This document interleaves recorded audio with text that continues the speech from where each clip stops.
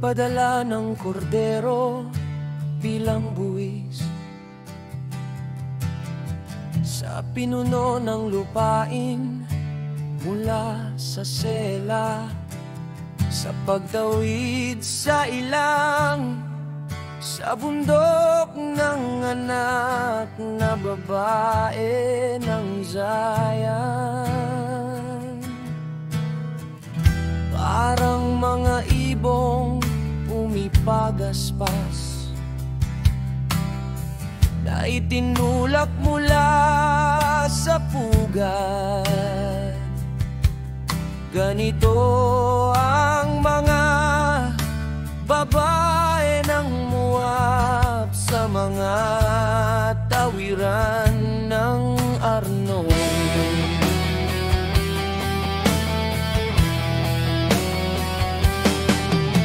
Magpasya ka, sabi ng Moab, magbigay ng hatol.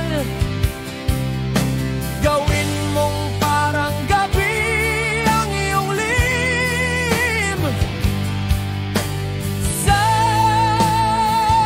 katanghalian. Ikubli ang mga takas, huwag ipagkanulo ang mga nagpakukbo. Hayaan manatili sa'yo ang mga takas mula sa Moab.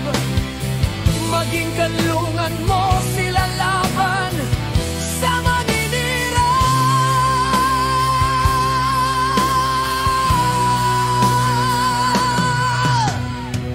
Ang mamimighating ay magwawakan,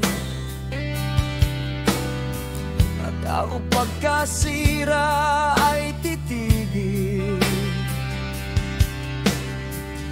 Ang manlulupig ay mawawala sa lupain.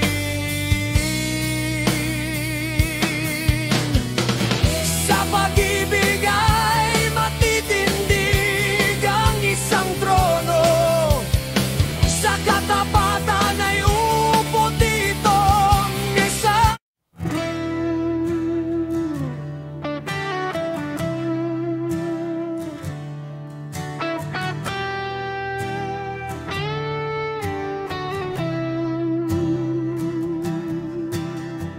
Magpadala ng kordero bilang buwis sa pinuno ng lupain mula sa sela, sa pagtawid sa ilang, sa bundok ng anak na babae ng Zion. Parang mga ibong pumipagaspas na itinulak mula sa pugad. Ganito ang mga babae ng Moab sa mga tawiran ng Arnon.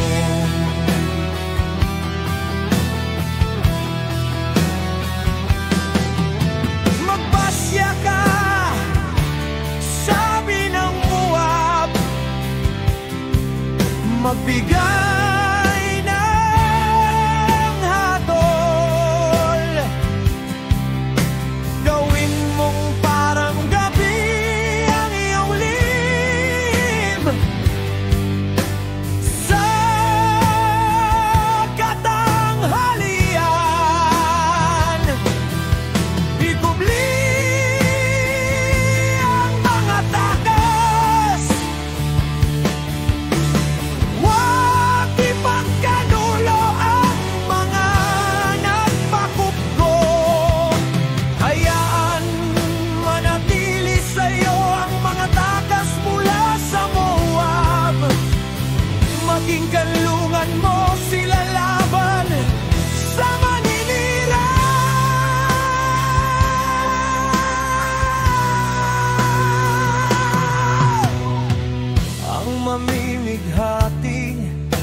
magwawakas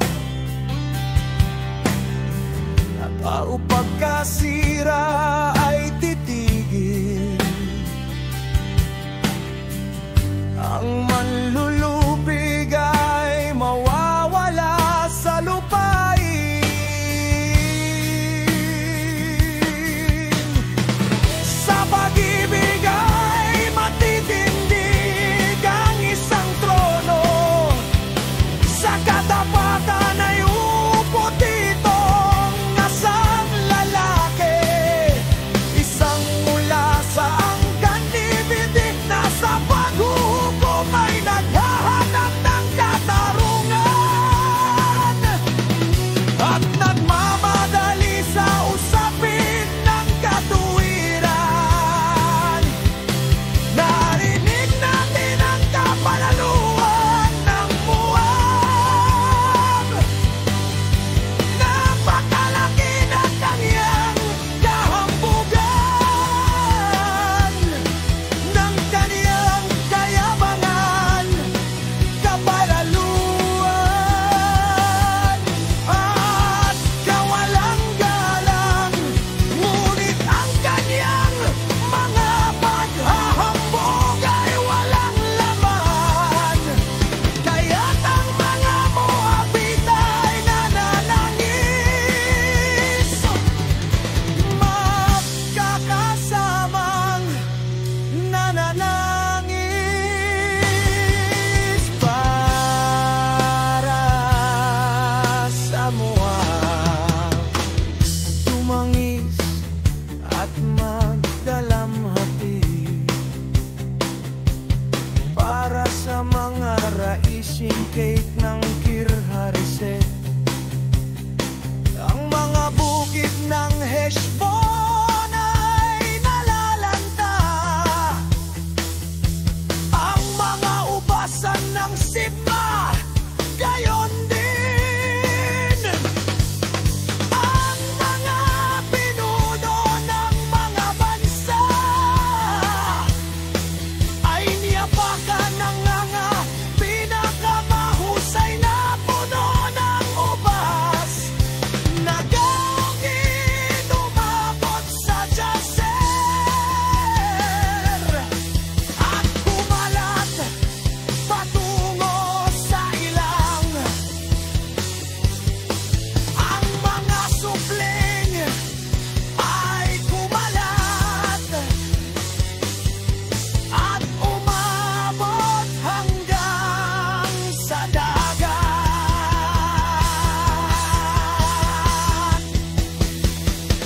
Kaya't ako'y tumatangis, gaya ng pagtangis ng Jazer, para sa mga ubasan ng Sibma, Heshbon at Eleele. Binabasa ko kayo ng aking mga luha.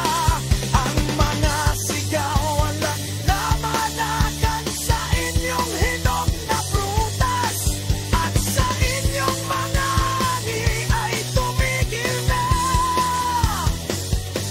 Ang kagalakan at kasayahan ay inagaw mula sa mga ubasan. Walang umaawit o sumisigaw sa mga ubasan. Walang naglalakan ng ubas sa mga pisan.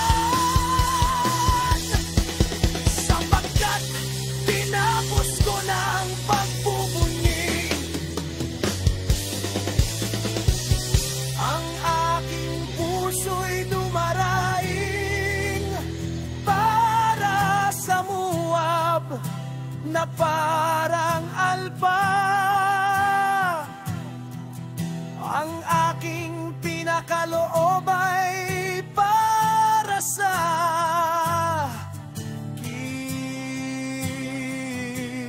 Kir-Hareset.